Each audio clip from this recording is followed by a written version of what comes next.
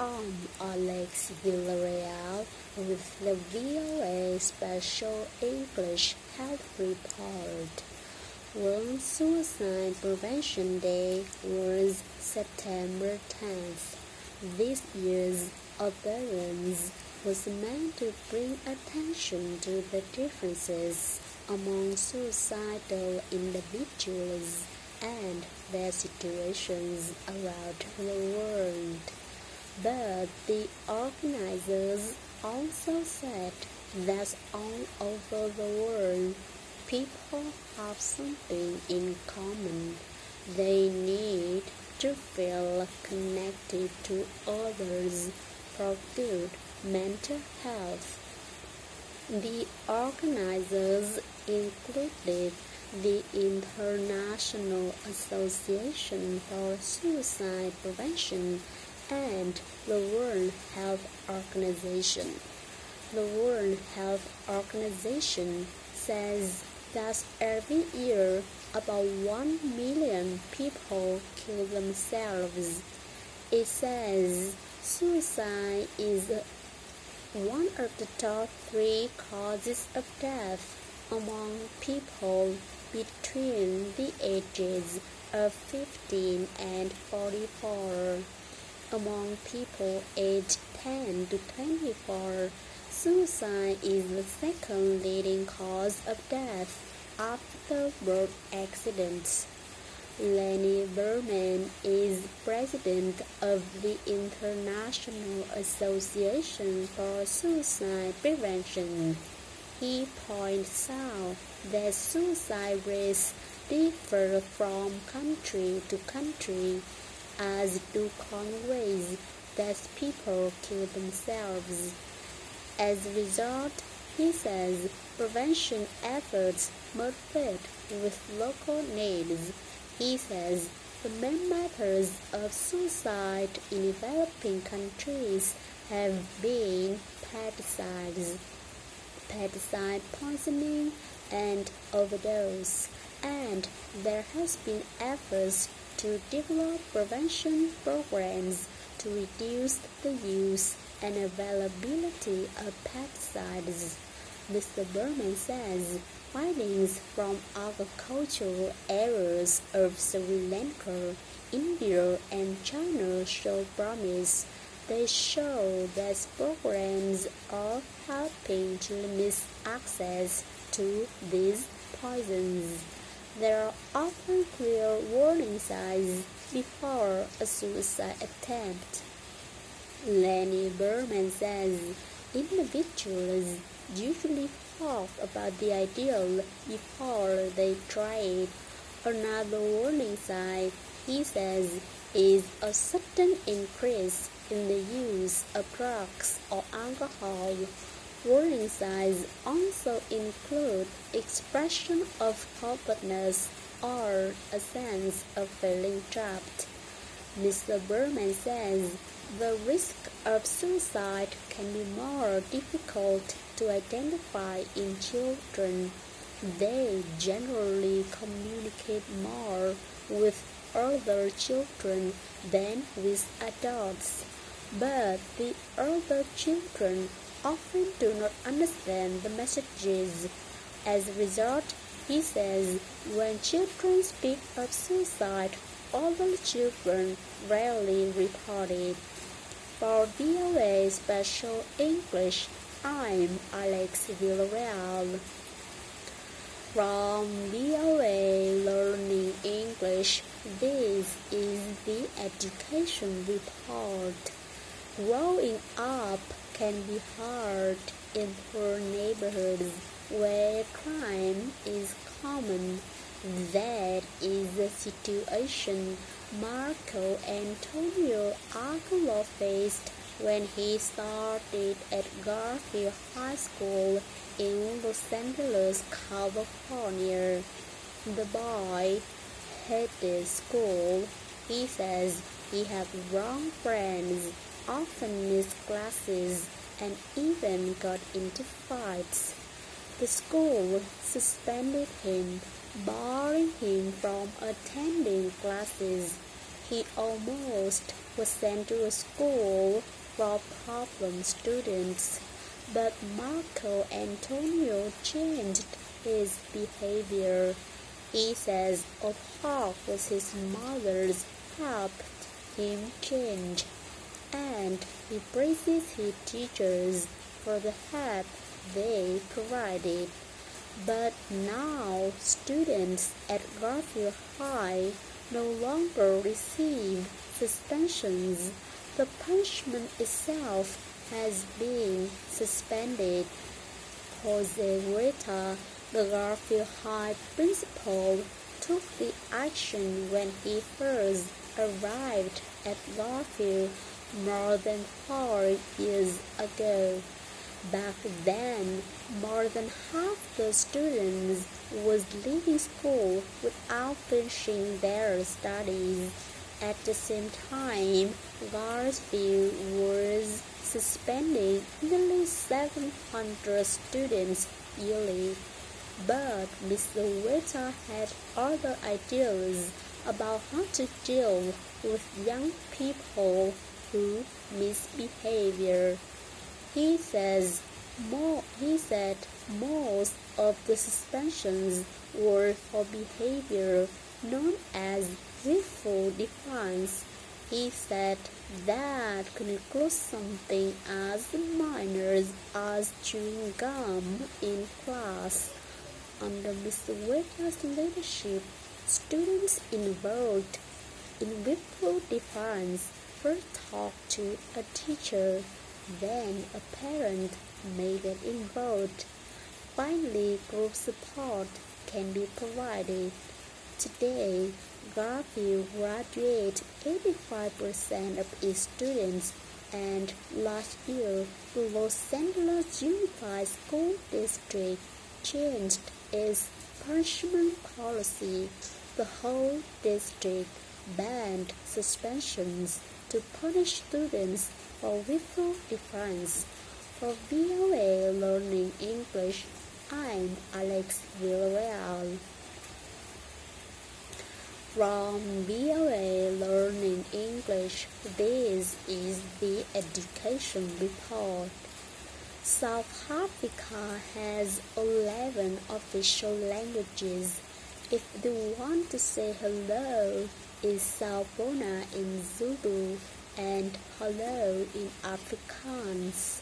Now, South African school children may start using ni hao to say hello. The country's education ministry hopes to add Mandarin language classes in some schools. Mandarin is the official spoken language of China. That country is a major trading power for South Africa. The two countries recently signed an agreement that identifies 5 areas of cooperation. They include curriculum development, mathematics and science, teacher training, and research and development in basic education. South African officials have not said how much the Mandarin language classes will cost. Joyce Martens works for the Ministry of Basic Education. She says the new partnership is extremely valuable to both sides. The part of the plan that had gained the most attention is a proposal to offer Mandarin classes in some schools. Last year,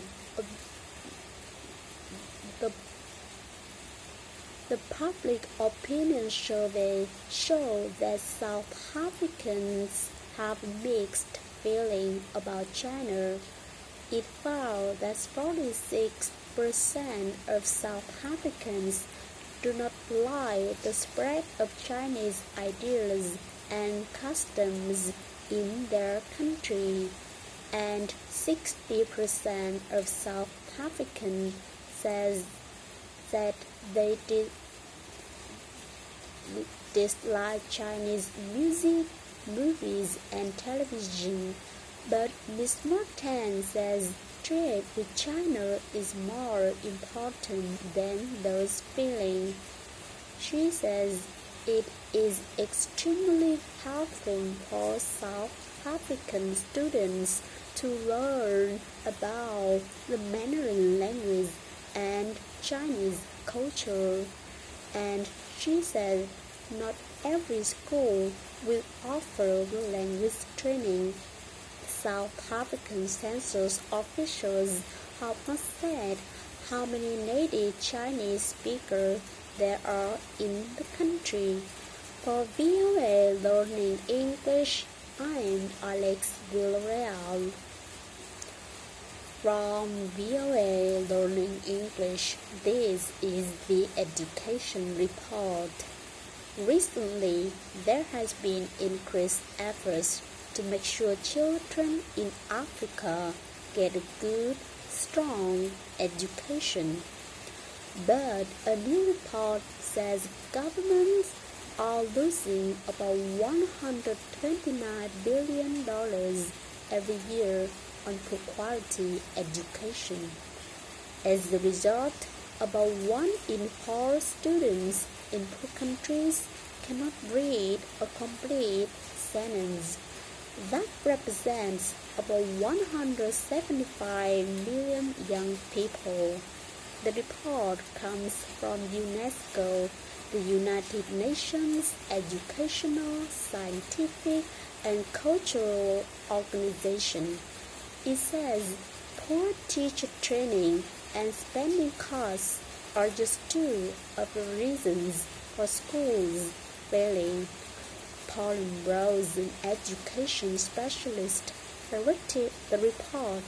She says more teachers are needed in African countries south of the Sahara Desert.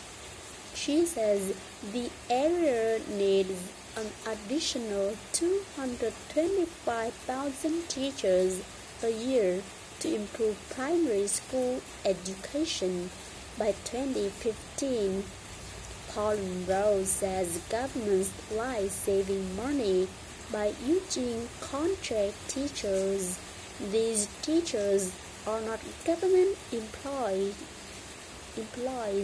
but work by special agreement. Contract teachers can easily be dismissed.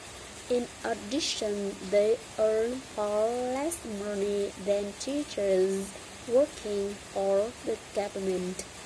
The UNESCO report says governments will need to increase spending on education. In many countries, financial support for education has decreased or stayed the same in recent years. The report praises some countries. It says South Africa provides 6 times more money to take students in areas with low education levels and high unemployment. And Malawi is creating teachers' colleges to train teachers for rural areas. For VOA Learning English, I'm Caroline Pasuidi. From VOA Learning English, this is the Education Report. The United Nations Children's Fund is appealing to international donors to help provide education money for Syrian school children. Safe places to learn, teachers and supplies are all lacking, and almost 2 million young Syrian students have dropped out of school. UNICEF says about 40% of South African 40% of students from grades 1 to 9 across the nation no longer attend for more classes. UNICEF spokeswoman Marisa Mercado says about half of their children are now refugees in Lebanon, Jordan, Iraq, and Turkey. In the northern city of Aleppo, for example, only 6% of children of school age are in classrooms, but the school year there and in other locations began as planned on September 15th. Talk of a military strike by the United States had caused uncertainty about starting classes, but schools opened after a strike appeared less likely. Still, many children who once walked to school are now taken there by their parents, and other families have simply left the country.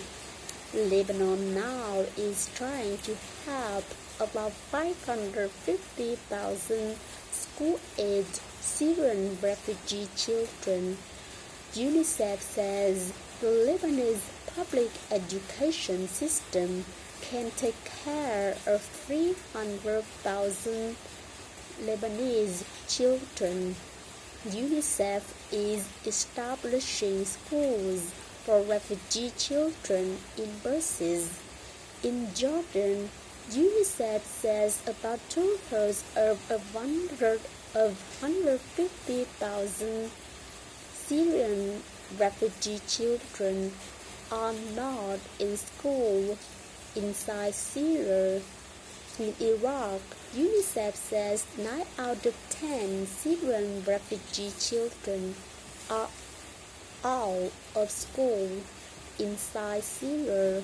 Ms. Mercado says the educational system has been torn apart. Both UNICEF and the Syrian government say about 3,000 schools have been damaged or destroyed. For VOA Learning English, I'm Alex Villarreal.